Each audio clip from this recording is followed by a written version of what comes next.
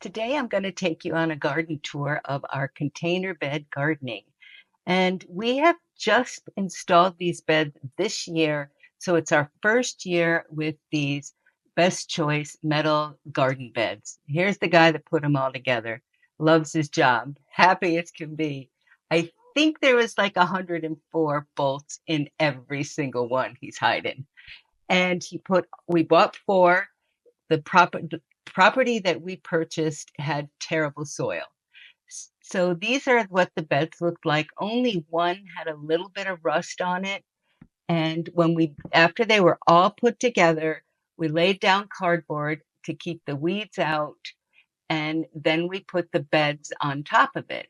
We also put cardboard in between the beds so that we could keep the weeds down. We layered the first layer in all of the beds is sticks and brush and just composted stuff that's not quite totally composted yet. We compacted it down as much as we possibly could so that we could put a lot more soil in there. But the leaves and the sticks and the brush and the pine needles, all of that stuff will continue to decompose and add nutrients to the soil. Then one by one, we filled them up. We put the wood chips that we got from the town or the chipper that was going by and put those in between, probably about 4 inches thick on the cardboard to eliminate the weeds and also make it easier to walk in between the rows. We are fortunate that our neighbor has a horse farm and she has several piles of horse manure that are in various stages. She's got 2-year-old, 4-year-old compost piles, and we were able to get the 2-year-old pile and work it in with our soil. So that was the May 15th garden when I first started putting stuff together. And then we move into June, where stuff is really starting to grow. I also put some cages around the tomatoes because I knew they were going to start falling over quickly. And this is a fertilizer that I use and I'm actually going to use again. I will mix it in with water and make it as a liquid fertilizer for the plants. So everything was doing super well in June. The only problem we had is how hot it was and how regularly I had to water. Literally, I watered every day, sometimes twice a day. By early July, it is still so hot and I am watering super regularly, but it has not stopped these plants from growing like crazy. I have never had a garden in Vermont grow like this and produce this much food this fast.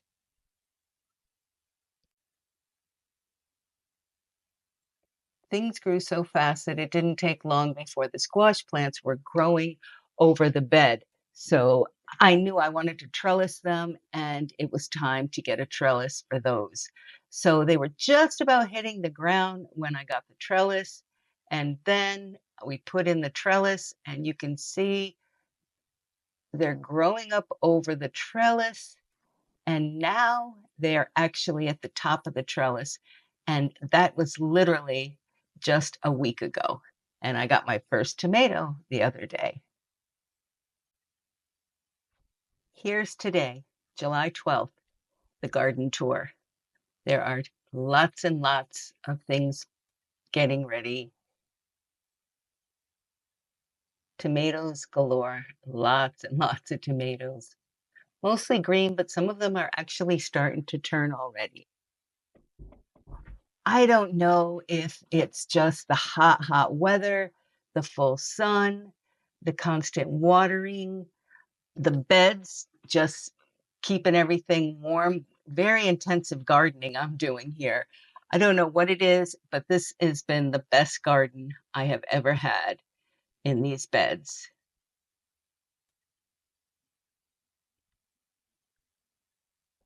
And you can see there's that trellis squash. It's up to the top of the 7-foot trellis.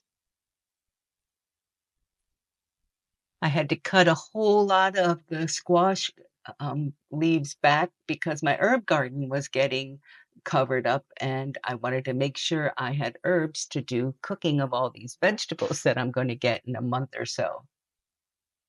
So that's what 2 months of gardening looks like, from creating these gardens, from the beginning of putting these metal containers together, the best choice metal containers, to filling them up, to planting seeds, to constantly watering. And I can tell you one thing, so much easier to weed with the beds at this height. I hope you've enjoyed the garden tour. And my very last garden plant is these castor beans planted in a clawfoot tub.